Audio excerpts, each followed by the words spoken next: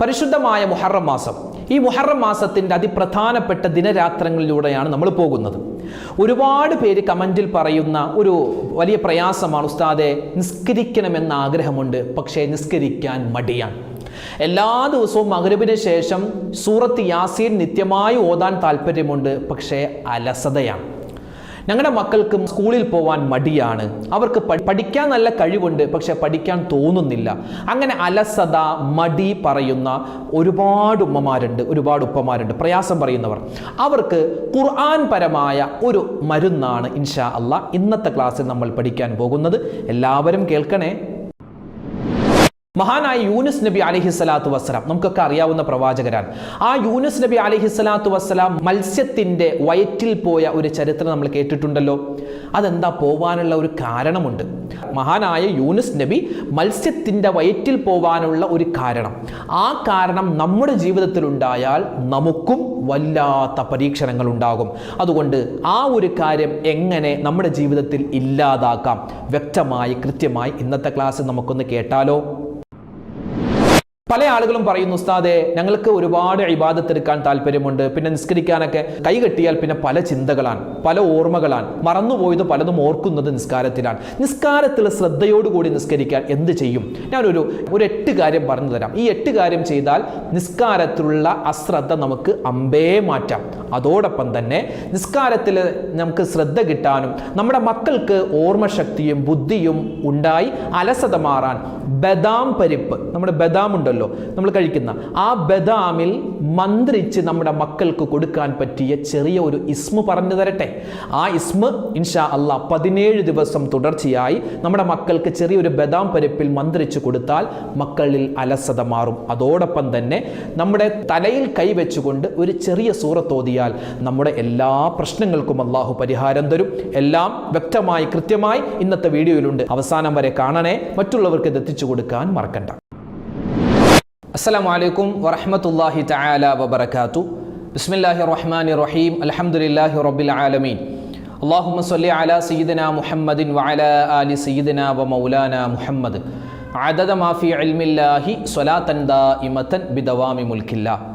സ്നേഹബഹുമാനം നിറഞ്ഞ സഹോദരിമാരെ, സഹോദരങ്ങളെ, പ്രിയമുള്ള ഉപ്പമാരെ, ഉമ്മമാരെ, മുഹറം മാസത്തിൻ്റെ ഏറ്റവും വലിയ ഹൈലൈറ്റ് ആയിട്ടുള്ളത് മുഹറം 10 ആഷുറാഇൻ്റെ ദിനമാണ്. ആഷുറാഇൻ്റെ ദിനത്തിൻ്റെ പ്രത്യേകത നമുക്കൊക്കെ അറിയാം. 10 പ്രവാചകന്മാർക്ക് അല്ലാഹു സുബ്ഹാനഹു വ തആല 10 മഹത്വങ്ങൾ അല്ലെങ്കിൽ 10 ശ്രേഷ്ഠതകൾ, 10 വിജയങ്ങൾ കൊടുത്ത ഒരു ദിവസമാണ്. അതിൽ നമുക്ക് കാണാം മഹാനായ യൂനുസ് നബി അലൈഹിസ്സലാത്തു വസ്സലാം. നമുക്കൊക്കെ കേട്ടിട്ടുണ്ട്, നമ്മൾ പലപ്പോഴും യൂനുസ് നബിയെ കേട്ടിട്ടുണ്ട്. യൂനുസ് നബിയുടെ ചരിത്രം അറിയാം. മത്സ്യത്തിൻ്റെ വയറ്റിൽ അകപ്പെട്ടു പോയ പ്രവാചകനാണല്ലോ. അപ്പോൾ യൂനുസ് നബി അലൈഹിസ്സലാത്തു വസ്സലാമിനെ അല്ലാഹു തആല മത്സ്യത്തിൻ്റെ വയറ്റിൽ നിന്നും രക്ഷപ്പെടുത്തിയ ഒരു ദിവസം കൂടിയാണ് ഏത്? ഈ മുഹറം 10ൻ്റെ ആഷുറാഇൻ്റെ ദിനമെന്ന് ഒരുപാട് കിതാബുകളിൽ നമുക്ക് കാണുവാൻ പറ്റും. ഞാനിത് പറയാനുള്ള കാരണം, എങ്ങനെയാണ്, എന്തുകൊണ്ടാണ് മഹാനായ യൂനുസ് നബി അലൈഹിസ്സലാത്തു വസ്സലാം ഈ മത്സ്യത്തിൻ്റെ വയറ്റിൽ പെട്ടുപോകാനുള്ള കാരണം? യൂനുസ് നബി അലൈഹിസ്സലാത്തു വസ്സലാമയെ അല്ലാഹു തആല ഒരു ഗ്രാമത്തിൻ്റെ, ഒരു നാടിൻ്റെ പ്രവാചകനാക്കി അയച്ചു. മഹാനവറുകൾ അവിടെ ചെന്നു, ഒരുപാട് ദഅവത്ത് നടത്തി, ഒരുപാട് പ്രബോധനം നടത്തി. ആളുകളാരും ഇസ്ലാമിലേക്ക് വന്നില്ല. എല്ലാവരും യൂനുസ് നബിയെ കളിയാക്കാൻ തുടങ്ങി. അങ്ങനെ യൂനുസ് നബിയും ഭാര്യയും 2 മക്കളും കൂടി ആ നാട് വിട്ട് പോവുകയാണ്. ആ നാട് വിട്ട് മറ്റൊരു നാട്ടിൽ പോയി പരിശുദ്ധമായ ഇസ്ലാം പ്രചരണം ചെയ്യാം. കാരണം ഈ നാട്ടിലുള്ള ആളുകളോട് എത്ര പറഞ്ഞിട്ടും അവർ കേൾക്കുന്നില്ല, അല്ലെ? എത്ര പറഞ്ഞിട്ടും കേൾക്കാത്തത് കൊണ്ട് യൂനുസ് നബി എന്ത് ചെയ്യും? നമ്മളൊക്കെ ചിന്തിക്കുന്നത് പോലെ മറ്റൊരു നാട്ടിൽ പോയി വീണ്ടും പ്രബോധനം വേറെ നടത്താം എന്ന് കരുതിയിട്ട് മഹാനവറുകൾ ആ നാട്ടിൽ നിന്നും മറ്റൊരു നാട്ടിലേക്ക് പോവുകയാണ്. സത്യത്തിൽ ഒരു പ്രവാചകർക്ക് ആ പ്രവാചകർ ഉള്ള നാട്ടിൽ നിന്നും മറ്റൊരു നാട്ടിലേക്ക് പോകണമെങ്കിൽ അള്ളാഹുവിൻ്റെ കൽപ്പന വേണം. അള്ളാഹുവിൻ്റെ തീരുമാനമുണ്ടെങ്കിൽ, കൽപ്പനയുണ്ടെങ്കിൽ മാത്രമാണ് ആ നാട് വിട്ട് മറ്റൊരു നാട്ടിൽ പോവാൻ പാടുള്ളൂ. എന്നാൽ യൂനുസ് നബി അലൈഹിസ്സലാത്തു വസ്സലാം മനസ്സിൽ നല്ലതാണ് കരുതിയത്. കാരണം ഇവിടെ ആരും ശ്രദ്ധിക്കുന്നില്ല, ആരും മൈൻഡ് പോലും ചെയ്യുന്നില്ല. അതുകൊണ്ട് മറ്റൊരു നാട്ടിൽ പോയി പ്രബോധനം നടത്താം. അങ്ങനെ മറ്റൊരു നാട്ടിലേക്ക് അള്ളാഹുവിൻ്റെ അനുമതിയില്ലാതെ പോയി. അതൊരു വലിയ തിന്മയാണ്, വലിയ പാപമാണ്, തെറ്റാണ് എന്നൊന്നുമല്ല. തീരുമാനത്തിന് വേണ്ടി കാത്തിരിക്കേണ്ടതായിരുന്നു. പക്ഷെ കാത്തിരിക്കാൻ മഹാനവറുകൾക്ക് പറ്റില്ല. മഹാനവറുകൾക്ക് വലിയൊരു പരീക്ഷണമാണ് അല്ലാഹു തആല കൊടുത്തത്, അല്ലെ? നമ്മൾ ഈ യൂനുസ് നബിയുടെ ചരിത്രം മുമ്പ് വിശാലമായിട്ട് പറഞ്ഞിട്ടുണ്ട്. അത് നമ്മുടെ ചാനലിൽ ഉണ്ട്, നിങ്ങൾക്ക് കാണാൻ പറ്റും. അപ്പൊ യൂനുസ് നബി അലൈഹിസ്സലാത്തു വസ്സലാം ആ നാട്ടിൽ നിന്നും മറ്റൊരു നാട്ടിലേക്ക് പോകാൻ തീരുമാനിച്ചു. ഭാര്യയും മക്കളൊക്കെ ഉണ്ട്. മഹാനവറുകൾ ഈ ഭാര്യ മക്കളെയുമായിട്ട് ഒരു പുഴ കടന്ന് അപ്പുറം പോകണം. അപ്പോൾ ആദ്യം മഹാനവറുകൾ തൻ്റെ ഭാര്യയെയും ഒരു കുട്ടിയെയും പുഴയുടെ ഇപ്പുറം നിർത്തി. എന്നിട്ട് തോണിയിൽ കയറി. കാരണം ആ തോണിയിൽ 2 പേർക്ക് മാത്രമേ കയറാൻ പറ്റൂ.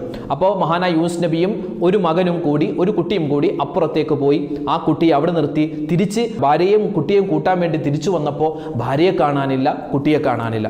തിരിച്ചപ്പുറത്ത് ചെന്നപ്പോൾ അപ്പുറത്തും നിൽക്കുന്ന കുട്ടിയെ കാണാനില്ല. അങ്ങനെ വലിയൊരു പ്രയാസം, വലിയൊരു സങ്കടമായി, വലിയൊരു പരീക്ഷണമായിരുന്നു. അപ്പുറത്ത് നിൽക്കുന്ന കുട്ടിയെ ചെന്നായി കൊണ്ടുപോയി. ഇവിടെ നിൽക്കുന്ന ഭാര്യയെയും രണ്ടാമത്തെ കുട്ടിയെയും കൊള്ളക്കാർ പിടിച്ചു കൊണ്ടുപോയി. ഒരു കുട്ടി വെള്ളത്തിൽ ഒഴുകിപ്പോയി. അങ്ങനെ ഭയങ്കര പ്രശ്നവും വലിയ സങ്കടവും ഒക്കെയായി മഹാനവറുകൾ ഇങ്ങനെ പോകുന്ന സമയത്താണ് പിന്നെ ഒരു കപ്പലിൽ കയറി പോകുന്നു. അവിടെ ഒരു പരീക്ഷണം, മത്സ്യത്തിൻ്റെ വയറ്റിലേക്ക് പോകുന്നു. അത് വിശാലമായ ചരിത്രമാണ്, അങ്ങോട്ട് കിടക്കുന്നില്ല. അപ്പോൾ ഈ ഒരു വലിയൊരു പരീക്ഷണം, അള്ളാഹുവിൻ്റെ ബല ഉണ്ടാവാൻ വീണ്ടും പിന്നെ മഹാനവറുകൾ മത്സ്യത്തിൻ്റെ വയറ്റിൽ നിന്ന് പുറത്തു വന്നു. പിന്നെ ഭാര്യയെ കെട്ടി, മക്കളെ കെട്ടി, പിന്നെ സന്തോഷത്തോടു കൂടി ജീവിച്ചു. അത് മറ്റൊരു വിഷയം. അപ്പോൾ ഇങ്ങനെ ഒരു പ്രതിസന്ധി മഹാനവറുകളുടെ ജീവിതത്തിൽ വന്നു. മത്സ്യത്തിൻ്റെ വയറ്റിൽ പെട്ടുപോയി. ഇവിടെ നമുക്ക് 2 പാഠം പഠിക്കാനുണ്ട്. ഒന്ന്, പരിശുദ്ധമായ ഈ മുഹറം മാസം ഇത് ഒരു വർഷത്തിൻ്റെ തുടക്കമാണ്, അല്ലേ? നല്ലൊരു വർഷമായി അല്ലാഹു തആല നമ്മളിൽ നിന്നും കബൂലാക്കട്ടെ. അതുകൊണ്ട് എൻ്റെ ശബ്ദം കേൾക്കുന്ന എല്ലാ ഉമ്മമാരും ഉപ്പമാരും ശ്രദ്ധിക്കുക. ജീവിതത്തിൽ ഒരിക്കലും നമുക്ക് അലസത ഉണ്ടാവാൻ പാടില്ല. ഏത് മേഖലയിലും പാടില്ല. അത് ഇബാദത്തിൻ്റെ മേഖലയിൽ പാടില്ല, സാമ്പത്തിക മേഖലയിൽ പാടില്ല, നമ്മുടെ കുടുംബത്തിൻ്റെ മേഖലയിൽ പാടില്ല. ഒരു മേഖലയിലും അലസത, മടി ഉണ്ടാവാൻ പാടില്ല. എപ്പോൾ നമ്മൾ അലസന്മാരാകുന്നോ, അലസത, അതായത് ഒന്നിനും ഒരു തോന്നലില്ല, നിസ്കരിക്കാൻ തോന്നുന്നില്ല, അല്ലെങ്കിൽ ഖുർആൻ ഓതാൻ തോന്നുന്നില്ല, അങ്ങനെ ഒരു മടി പിടിച്ചിരിക്കൽ, അത് പരാജയത്തിൻ്റെ അടയാളമാണ്. അള്ളാഹു കാത്തുരക്ഷിക്കുമാറാവട്ടെ. അപ്പോൾ ഒന്ന്, അലസത പാടില്ല എന്നുള്ള ചരിത്രം യൂനുസ് നബി നമ്മെ പഠിപ്പിക്കുന്നു. രണ്ടാമത്തേത്, പരീക്ഷണത്തിൽ പിടിച്ചു നിൽക്കണം എന്നുള്ള ആ വലിയ ഒരു പാഠം, അല്ലെ? മഹാനായ യൂനുസ് നബിയുടെ ഭാര്യയും മക്കളൊക്കെ നഷ്ടപ്പെട്ട് വലിയ സങ്കടത്തിൽ പോയി. മഹാനവറുകൾ ആത്മഹത്യ ചെയ്തില്ല. മഹാനവറുകൾ അള്ളാനെ കുറ്റം പറഞ്ഞില്ല. അള്ളാഹു നീ എന്തിനാണ് ഇങ്ങനെ ചെയ്തത് എന്ന് പറഞ്ഞ അള്ളാനെ കുറ്റമൊന്നും പറഞ്ഞില്ല. അപ്പോൾ നമ്മളും അതുപോലെ, അല്ലെ? അള്ളാഹുവിൻ്റെ തീരുമാനം എന്താണോ അത് നടക്കട്ടെ എന്ന് മഹാനായ യൂനുസ് നബി തീരുമാനിക്കുകയായിരുന്നു. അപ്പോൾ ഈ 2 കാര്യം നമ്മുടെ ജീവിതത്തിൽ ഉണ്ടാവണം. മുഹറം മാസമാണ്, അതിൻ്റെ പ്രാരംഭ ദിനങ്ങളിലൂടെയാണ് നമ്മൾ പോകുന്നത്. പരിശുദ്ധമായ ഈ മുഹറം മാസത്തിൽ നമ്മൾ ശ്രദ്ധിക്കേണ്ട പ്രധാനപ്പെട്ട ഒരു കാര്യം, ജീവിതത്തിൽ ഇനി ഈ ഒരു വർഷം നമ്മൾ ഒരു ദിവസം പോലും അലസത പാടില്ല. പ്രത്യേകിച്ച് നിസ്കാരത്തിൽ, ഇബാദത്തിൻ്റെ വിഷയത്തിൽ അലസത പാടില്ല. ഇപ്പോൾ നമുക്കറിയാം, ഇപ്പോൾ പുതിയ വർഷമായതുകൊണ്ട് പല ആളുകളുമൊക്കെ സുന്നത്ത് നിസ്കാരങ്ങൾ ഇതുവരെ ഇല്ലായിരുന്നു.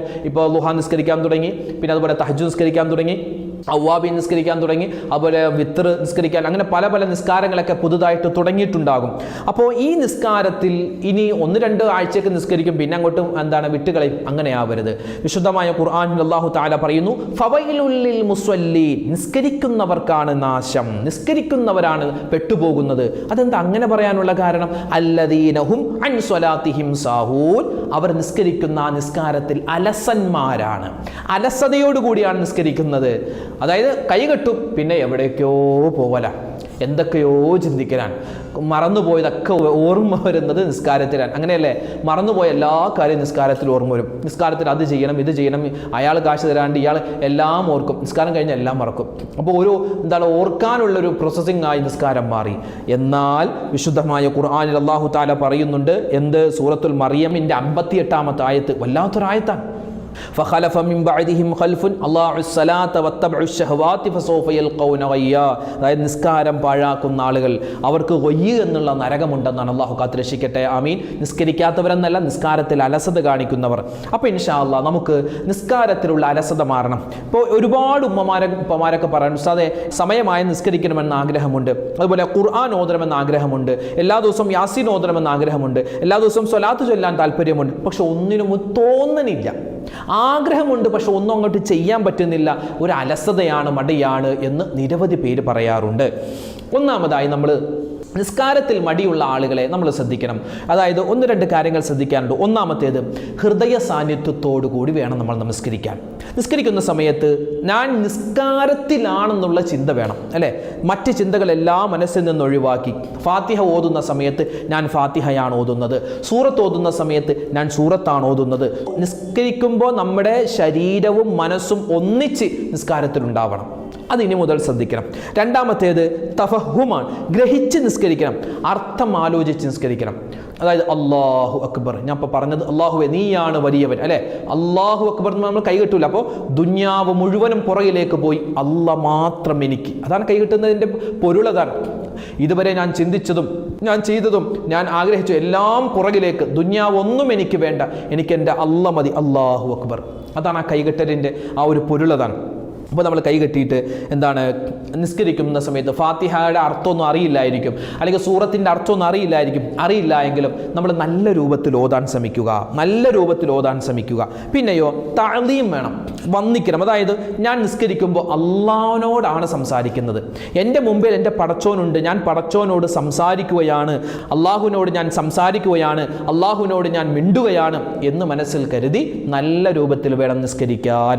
ഇപ്പോൾ നമ്മളൊരു മുഖ്യമന്ത്രിയുടെ അടുക്കൽ പോയാൽ നമ്മൾ എങ്ങനെയാ സംസാരിക്കുക, അല്ലെങ്കിൽ ഒരു പോലീസുകാരനോട് നമ്മൾ എങ്ങനെയാ സംസാരിക്കുക? ഭയങ്കര ബഹുമാനത്തോടെ ആദരവോടു കൂടിയല്ലേ സംസാരിക്കുക?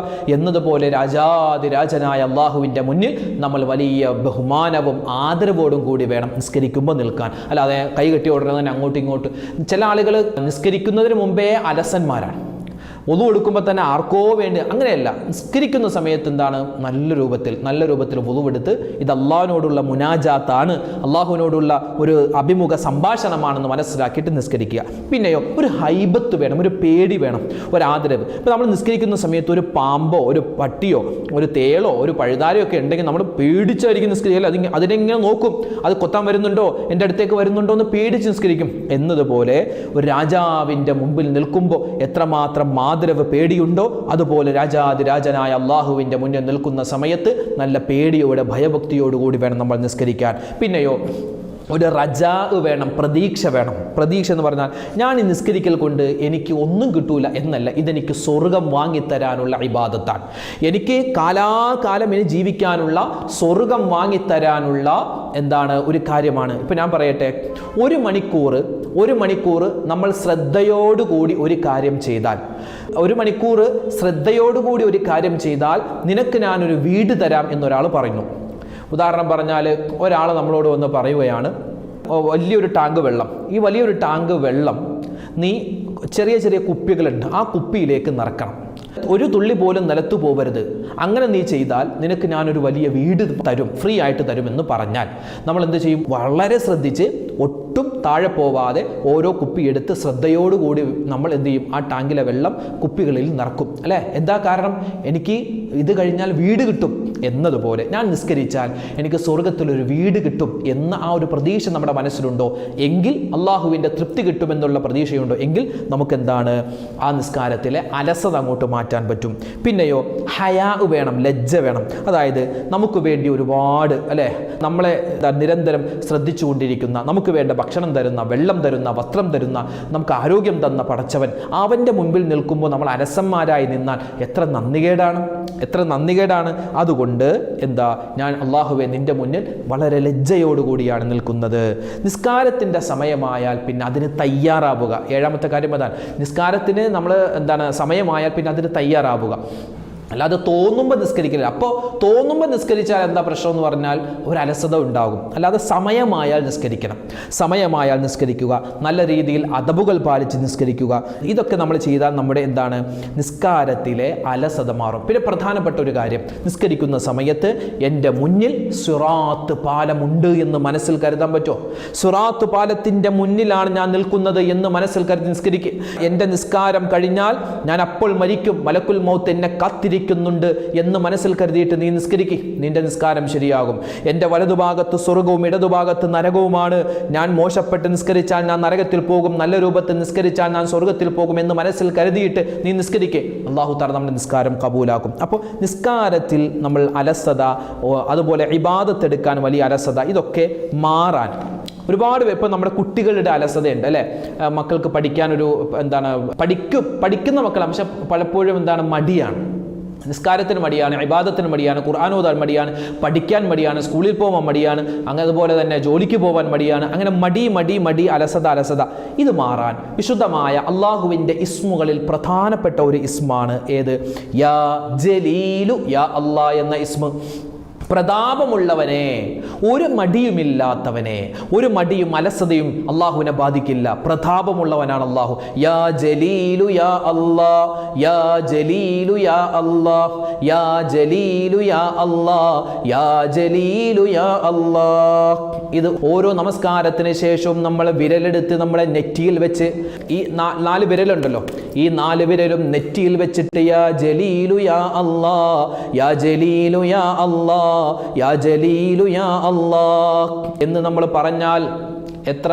7 പ്രാവശ്യം യാ ജലീലു യാ അല്ലാ എന്ന പ്രതാപമുള്ളവനെ എന്ന അള്ളാഹുവിൻ്റെ ഇസ്മ, അതൊരു 7 പ്രാവശ്യം നമ്മുടെ 4 വിരലും ഈ നെറ്റിത്തടത്തിൽ വെച്ചിട്ട് നമ്മളിങ്ങനെ നിസ്കാരശേഷം പറയുക, യാ ജലീലു യാ അല്ലാ, യാ ജലീലു യാ അല്ലാ, യാ ജലീലു യാ അല്ലാ എന്ന് ഇസ്മ പറഞ്ഞാൽ ഇൻഷാ അല്ലാ നമ്മുടെ മടി മാറുന്നതാണ്. പിന്നെ നമ്മുടെ മക്കൾ സ്കൂളിൽ പോകാൻ മടി, അവിടെ പോകാൻ മടി, ഇവിടെ പോകാൻ മടി, എല്ലാം മടി ആണെങ്കിൽ അവർക്ക് യാ ജലീലു യാ അല്ലാ എന്ന ഇസ്മ, നമുക്ക് ബദാം ഉണ്ടാവുമല്ലോ വീട്ടിൽ, ചെറിയ ബദാം പരിപ്പ് ഉണ്ടെങ്കിൽ, ഇല്ലെങ്കിൽ കുഴപ്പമില്ല, ഉണ്ടെങ്കിൽ അതിൽ മന്ത്രിച്ചിട്ട് യാ ജലീലു യാ അല്ലാ എന്ന് 7 പ്രാവശ്യമോ 17 പ്രാവശ്യമോ 117 പ്രാവശ്യമോ ഊതി ഇസ്ഫി എന്ന് പറഞ്ഞിട്ട് നമ്മുടെ മക്കൾക്ക് കൊടുക്കുക. പരിശുദ്ധമായ മുഹറം മാസമാണേ, പുതിയ ഒരു വർഷം നമ്മളിലേക്ക് വന്നിരിക്കുകയാണ്. അതുകൊണ്ട് എല്ലാവിധത്തുള്ള മടിയും നമുക്കും നമ്മുടെ മക്കൾക്കും മാറ്റാൻ പറ്റും.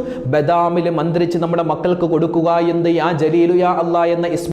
അതോടൊപ്പം തന്നെ നമ്മുടെ മക്കളുടെ മടിയും അലസതയൊക്കെ മാറാൻ വിശുദ്ധമായ ഖുർആനിൽ വളരെ പ്രധാനപ്പെട്ട ഒരു സൂറത്തുണ്ട്. ഏതാണ് ആ സൂറത്തെന്നറിയോ? ഖുർആനിലെ 94-ാമത്തെ സൂറത്താണ് സൂറത്തു ശറഹ്.